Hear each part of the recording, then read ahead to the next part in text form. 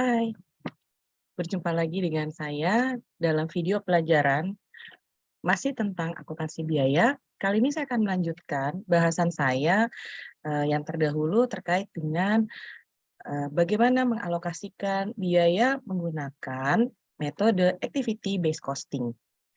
Baik, saya akan men-share presentasi.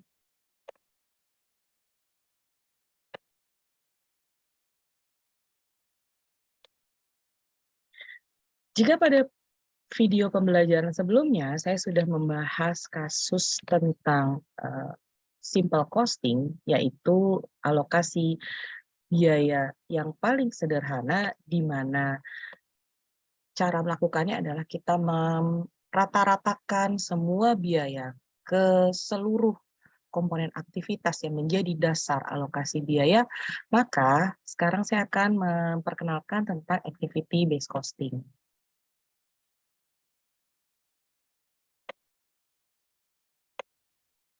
Nah, activity based costing sendiri adalah metode yang bisa dikatakan termasuk metode yang kompleks.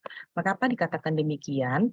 Karena di dalam metode activity based costing kita akan mengalokasikan biaya overhead berdasarkan pada aktivitas-aktivitas yang ada di dalam suatu proses produksi. Nah, kalau di dalam metode simple atau simple costing yang kita sudah pelajari sebelumnya ini, semua biaya overhead dikumpulkan dalam suatu pool ya, yang entah itu kalau di kasus sebelumnya kita mengumpulkan dalam pool manufacturing overhead ya, maka dalam proses produksi ini, di kasus Plastin, kita akan membagi ke dalam aktivitas-aktivitas yang ada di dalam Plastin. Nah, sebelumnya saya akan men-share dulu dasar dari atau langkah-langkah dalam mengalokasikan biaya menurut activity based costing.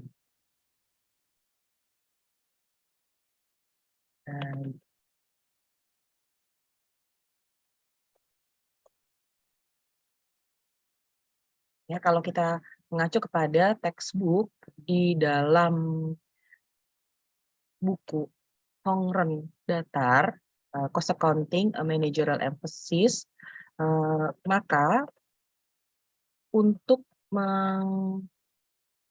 menentukan dasar-dasar alokasi, kita harus membagi dasar alokasinya itu berdasarkan cost driver apa saja yang ada di dalam kegiatan atau proses produksi tersebut.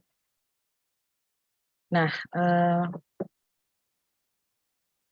yang pertama yang harus kita lakukan adalah nanti kita tentukan dulu yang menjadi biaya langsungnya, ya. Nah, biaya langsung tentu saja pada umumnya terdiri dari biaya bahan baku langsung atau direct material cost dan biaya tenaga kerja langsung atau direct labor cost. Nah, untuk biaya tidak langsungnya semua dimasukkan dalam satu pool yang namanya indirect cost pool. Nah, ini bisa dari kita bagi nanti ke dalam aktivitas-aktivitas yang ada di proses produksi tersebut. Ya, jadi untuk activity based costing ya, yang pertama adalah kita tentukan dulu aktivitasnya apa saja yang ada di dalam proses produksi itu. Jadi misalnya ya, kalau di dalam Plastin sendiri aktivitasnya itu dimulai dari ada desain produknya, kemudian ada setting untuk mesin pencetakan kap lampu mobil yang diproduksi tersebut, kemudian proses pencetakannya sendiri, kemudian distribusinya, dan yang terakhir nanti adalah terkait dengan permasalahan administrasi yang semuanya itu memang ada di dalam proses produksi kap lampu ya yang diproduksi oleh si plastin ini. Nah, setelah kita tentukan aktivitas-aktivitasnya, yang kita lakukan berikutnya adalah kita cari untuk masing-masing aktivitas itu berapa cost yang dihasilkannya. Jadi kita hitung cost dari masing-masing aktivitas. Nah, setelah itu barulah kita bebankan cost tersebut ke masing-masing objeknya. Ya, jadi bisa ke produknya, ya, atau bisa ke jasanya, atau bahkan menurut konsumennya.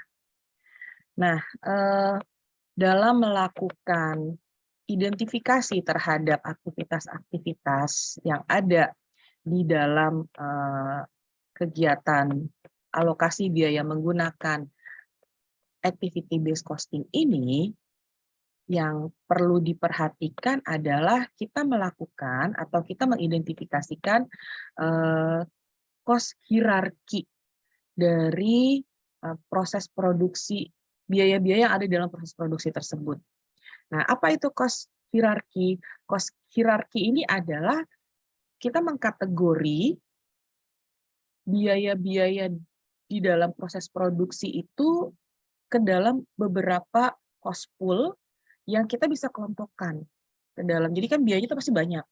Nah, tapi kita kelompokkan ke dalam beberapa kolam-kolam ya atau cost pool yang besar. Jadi semua biaya itu jadi nanti dimasukkan semua ke dalam situ. Nah, di dalam menentukan cost hierarki ada beberapa arahan. Jadi ada 4 tingkatan untuk mengidentifikasi dasar alokasi dalam menentukan activity cost pool ini. Pertama itu adalah dasar alokasinya kita menentukannya berdasarkan ini, output unit level cost. Ya.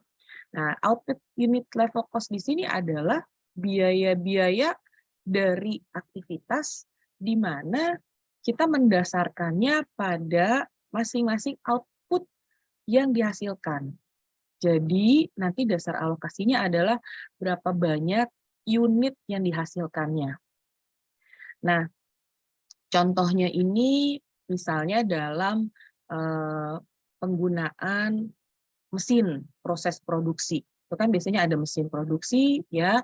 Nah, nanti kita bisa hitung misalnya ya bahan bakar untuk menggerakkan mesin itu bisa kita alokasikan ke berapa output unit yang dihasilkan. Nah, contohnya seperti itu.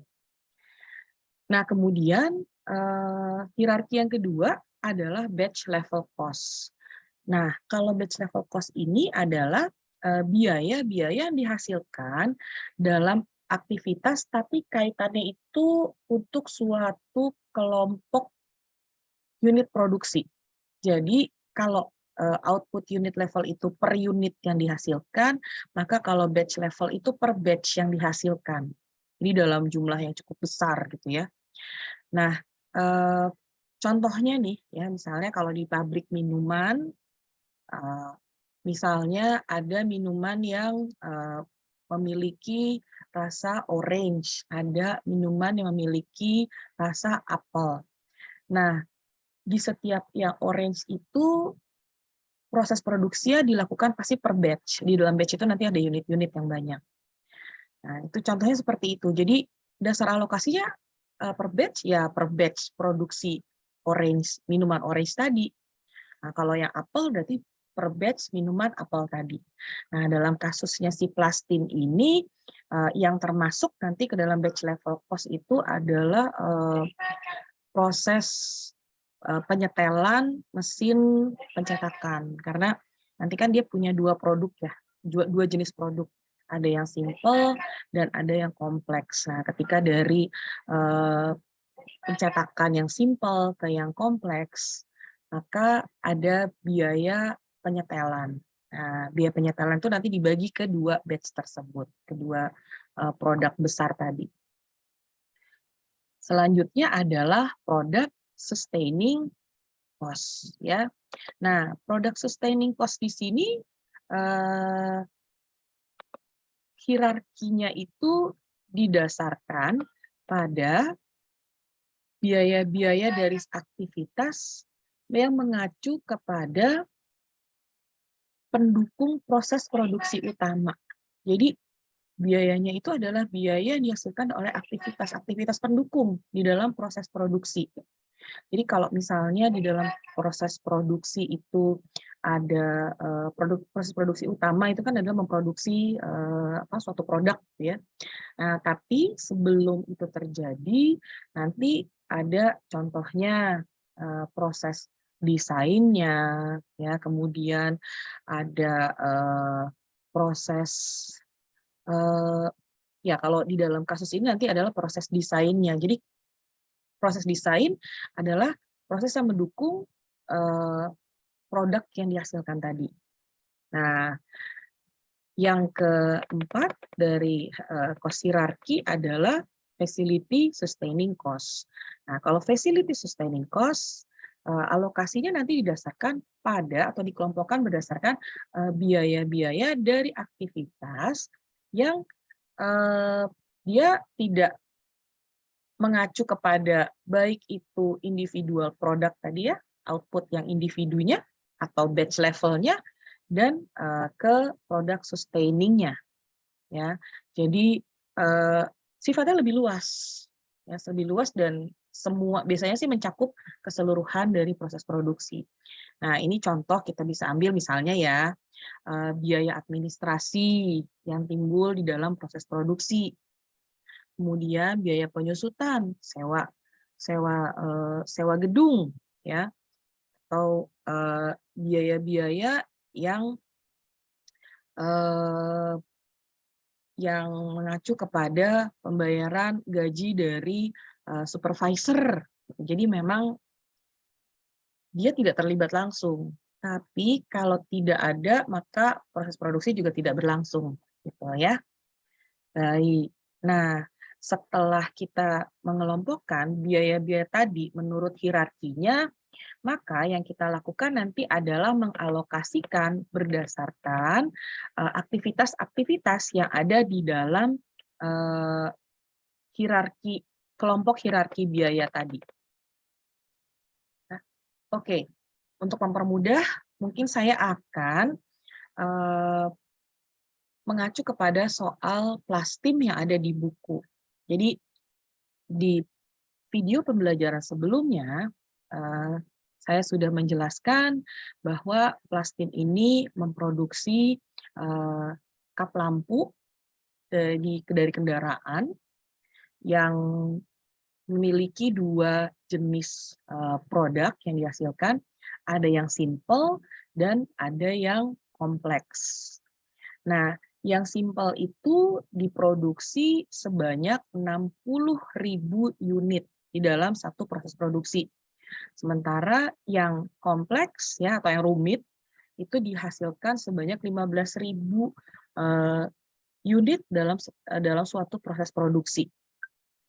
Nah, pada video pembelajaran sebelumnya itu juga disebutkan bahwa biaya per unit untuk yang simple lebih tinggi jika dibandingkan dengan harga jual yang ditawarkan oleh pesaing.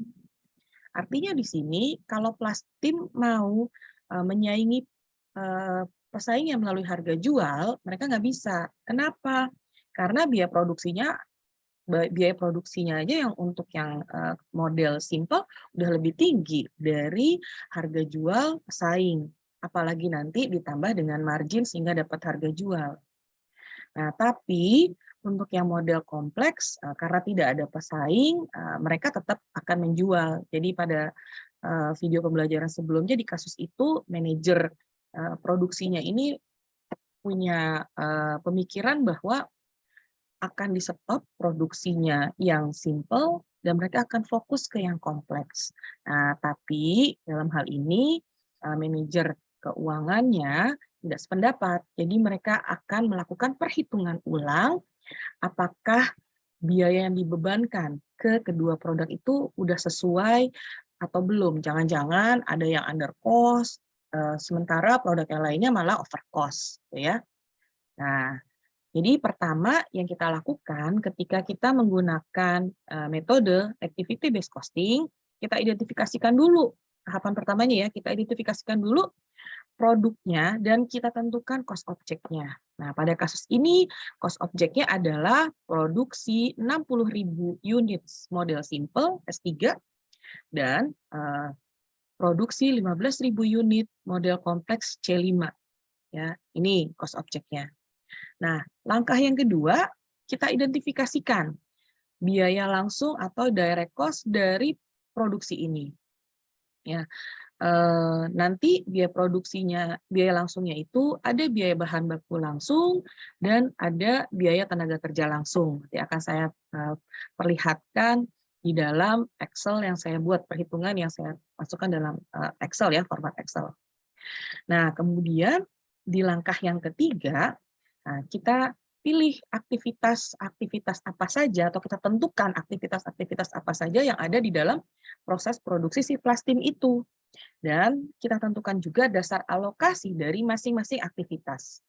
Nah, berdasarkan review yang sudah dilakukan oleh manajer keuangan, ternyata ada 6 aktivitas yang berkaitan dalam proses produksi si plastin ini. Ya, pertama adalah aktivitas desain. Nah, aktivitas desain ini untuk biaya yang dikeluarkannya, biaya tidak langsungnya ya, biaya tidak langsung yang dikeluarkannya itu adalah sebesar $450.000. Nah, kemudian aktivitas yang kedua adalah aktivitas penyetelan mesin cetak. Nah, biaya tidak langsung dari aktivitas ini sebesar $300.000. Kemudian aktivitas pencetakan produk-produk itu sendiri. Ya, jadi per model nih, ada model C3 dan S3 dan C5. Nah, ini biaya pencetakannya itu biaya tidak langsungnya totalnya adalah sebesar $637.500. Nah, terus ada aktivitas persiapan pengiriman. Nah, di sini biaya total shipment-nya atau shipment ya, shipment activity-nya di sini adalah sebesar $81.000. Kemudian ada aktivitas distribusi, ya, aktivitas distribusi ini biaya tidak langsungnya $391.500. Dan terakhir adalah aktivitas administrasi yang tidak masuk ke dalam 5 kategori aktivitas ini. Nah, ini biayanya adalah sebesar $255.000. Nah, selanjutnya kita tentukan dasar alokasi dari masing-masing aktivitas. Nah, di sini untuk aktivitas desain, dia menggunakan dasar alokasinya ada parts square feet. Jadi karena dia ada di dalam ruangan desain gitu ya. Nah, ini luasnya adalah 100 parts square feet. Nah, kemudian untuk setup atau penyetelan mesin molding, ini dasar alokasinya adalah jam penyetelan atau setup hours. Nah, ini jumlahnya totalnya adalah 2.000. Kemudian ada aktivitas pencetakan sendiri. Nah, ini menggunakan dasar alokasinya adalah jam mesin pencetakan 12.750. Dan kemudian aktivitas shipment itu menggunakan jam shipment-nya, shipment setup hours, ini 1.500. Kemudian aktivitas distribusi, dia menggunakan dasar alokasi cubic feet delivered. Jadi berapa kubik ya, kubik pengiriman. Karena biasanya pengiriman itu dalam kotak-kotak gitu ya. Nah, ini sebanyak 67.500 kubik. Dan terakhir adalah biaya administrasi. Nah, ini dia bebankan berdasarkan dasar alokasi direct manufacturing labor hours, yaitu 39.750. Ini sama seperti pada saat pembebanan yang model metode simple. Ya. Nah, dari sini kita alokasikan, kita tentukan rate-nya atau tarifnya, maka 450.000 ini dibagi dengan 100, berarti tarifnya kalau untuk aktivitas desain adalah 4.500 per part square foot. Kalau untuk yang penyetelan mesin cetak, ini berarti 150 per setup hours. Untuk yang molding ini 50 per molding machine hours. Untuk yang shipment setup ini adalah $54 per shipment setup hours. Untuk yang distribution itu 5,8 per cubic foot delivered, dan yang administration activity ini adalah 6,4151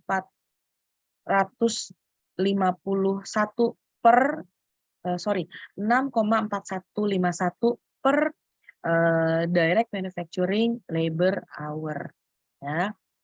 Nah, nanti langkah selanjutnya yang dilakukan adalah kita jumlahkan semua biayanya, direct material, direct labor, dan biaya tidak langsungnya ini, sehingga nanti kita dapatkan biaya produksinya. Baik, ya. Jadi saya mau kasih lihat bagaimana cara perhitungannya.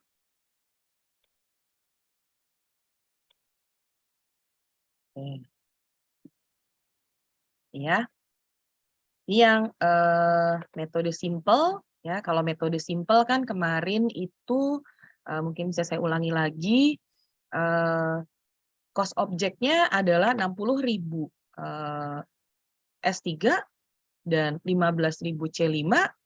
Kemudian untuk direct material cost-nya itu jumlahnya 1.125.000 untuk S3 dan C5 675.000.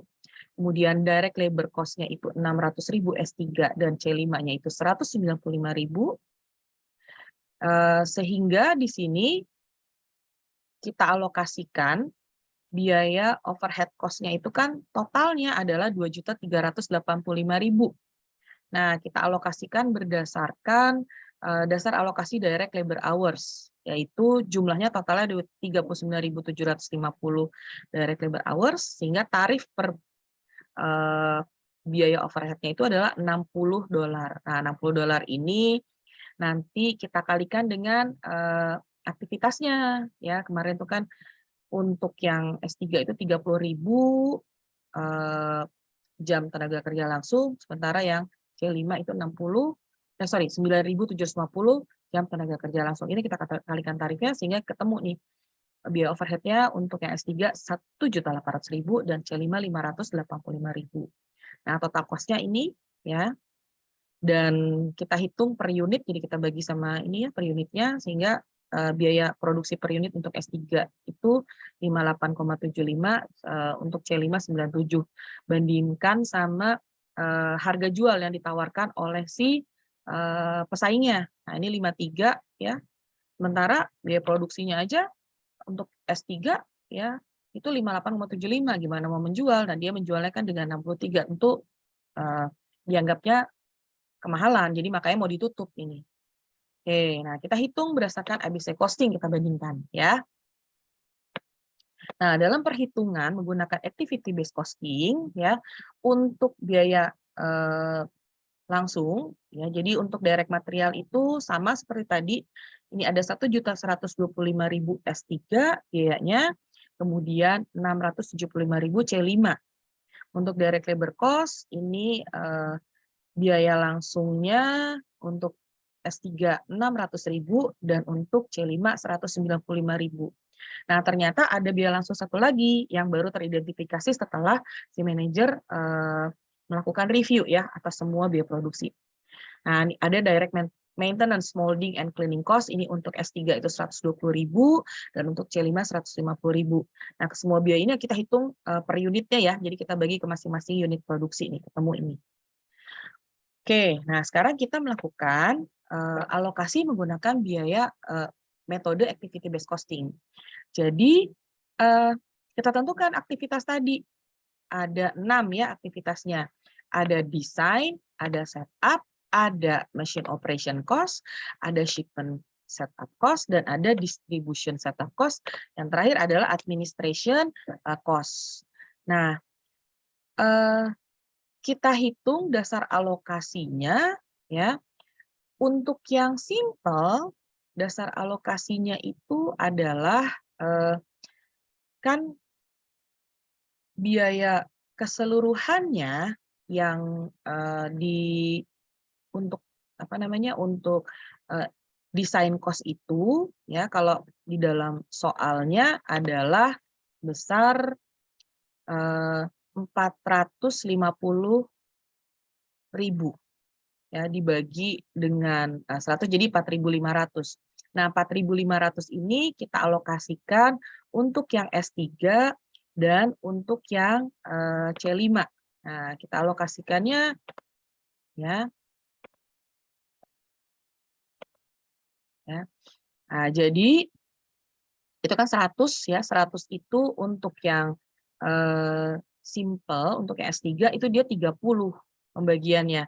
Ini ada di soalnya ya. Nah, kemudian kompleks ya 70. Jadi kita proporsikan 30 dibagi 100 dikali dengan 450.000 tadi ya.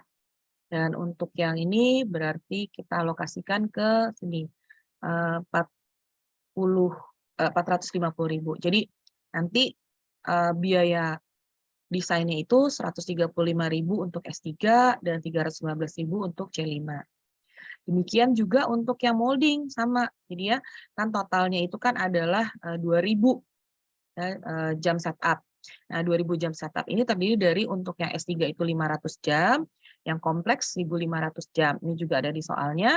Nah, ini tinggal kita alokasikan ke biayanya. Yang tadi itu totalnya adalah 300.000. Sehingga diperoleh untuk si S3 biaya setupnya itu 75.000 dan untuk C5 itu 225.000. Nah, untuk biaya operasi mesinnya kan tadi totalnya 12.750. Nah, ini dialokasi untuk yang simple itu 9.000 dan yang kompleks 3.750. Nah, kita alokasi ke biaya machine operation cost yaitu 637.500 ya. Maka biaya overhead untuk yang S3 itu 450.000 dan yang C5 187.500. Ini terus sampai yang ke administration, kemudian kita bagi per unitnya, ya, sehingga nanti kita peroleh ternyata harga pokok produksi untuk S3 itu hanya 49,98. Sementara yang yang C5 itu ternyata 132,07. Artinya apa di sini? Dibandingkan dengan metode yang simpel tadi, ternyata Plastim telah menghitung biaya produksi yang S3 itu under cost. Sementara yang C5 itu over cost. Ya.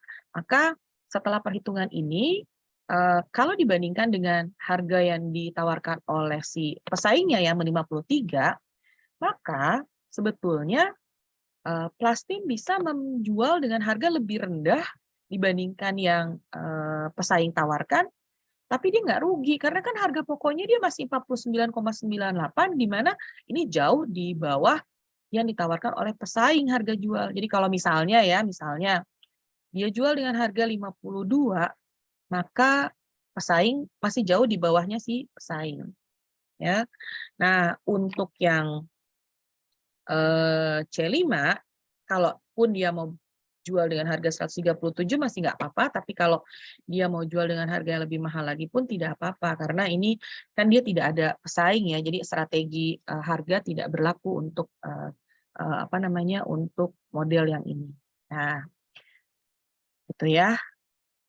Jadi cara perhitungan menggunakan metode activity based costing. Nah, metode activity based costing ini bisa digunakan bukan hanya di perusahaan manufaktur. Ya, jadi banyak penelitian-penelitian yang sudah menghitung implementasi dari activity based costing di industri-industri jasa seperti misalnya rumah sakit, hotel, ya. Cuman memang yang harus teliti sekali adalah ketepatan dalam menentukan aktivitas-aktivitasnya dan dasar alokasinya. Karena ketika kita salah menentukan dasar alokasinya, maka ya kita juga akan salah mengalokasikan biaya tidak langsung tadi. Gitu. Jadi yang harus menjadi perhatian sih itu ya. Nah, ada beberapa kesimpulan di sini yang bisa diambil. Sebetulnya setiap metode kalau secara matematis benar, ya perhitungannya kan benar ya, mau simple, mau mau yang activity based costing itu semuanya benar dan setiap metode ya bisa aja diterima semua, ya. Namun di sini setiap metode bisa menghasilkan gambaran biaya yang berbeda. Nah, ketika gambaran biaya yang dihasilkan itu berbeda, maka akan membuat perbedaan ketika menghitung harga jual, gross margin, dan akan berbeda pula ketika dijadikan dasar sebagai sebagai keputusan ya dari sisi pricing. Salah-salah kita menentukan harga produksi, biaya produksi, maka berdampak kepada harga jual yang kita tawarkan itu terlalu tinggi sehingga tidak bisa bersaing di pasaran. Nah, di sini hanya menghitung overhead, ya, biaya overhead saja, maka total cost untuk seluruh perusahaan sebetulnya sama, yang dialokasikannya aja yang berbeda ke cost objeknya. Nah, ini yang menjadi catatan ya.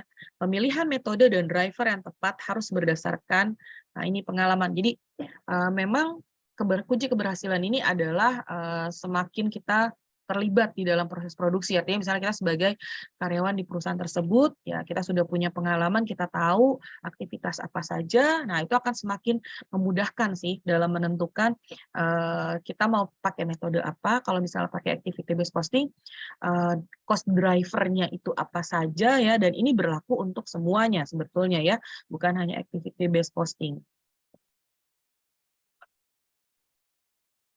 Baik, nah jadi kalau dibandingkan activity based costing dengan simple costing, nah activity based costing umumnya dianggap sebagai metode yang unggul. Kenapa? Karena dia detail, dia menggunakan beberapa jenis cost driver ya. Cuman dalam keakuratannya itu ya tergantung juga akhirnya. Bukan berarti ABC akurat, enggak. Karena ketika salah dalam menentukan cost driver, ya salah juga. Gitu ya. Nah, penggunaan activity based costing tidak menjamin keakuratan dari perhitungan biaya itu sendiri. Jadi ketepatan dalam pemilihan cost driver menjadi kunci dalam mencapai tujuan menentukan biaya yang efisien untuk suatu produk yang dihasilkan. Baik, ya. Ya. Nah, ini jumlah indirect cost yang signifikan dan dialokasikan ini hanya menggunakan satu atau dua cost pool itu akan lebih memudahkan sebetulnya ya kalau dibandingkan dengan banyak cost pool-nya. Nah, terus seluruh atau hampir semua indirect cost yang diidentifikasikan dalam output unit level cost. Ya. Baik, mungkin itu yang bisa saya sampaikan untuk materi tentang perhitungan activity based costing. Semoga bermanfaat bagi semuanya. Saya harapkan bisa melatih keterampilan dengan mengerjakan soal-soal yang ada di buku teks ya sehingga memudahkan kita dalam melakukan perhitungan harga pokok produksi menggunakan metode apa saja, terutama dengan menggunakan metode activity based costing ini. Saya sekian dulu dari saya. Selamat belajar, sampai jumpa lagi.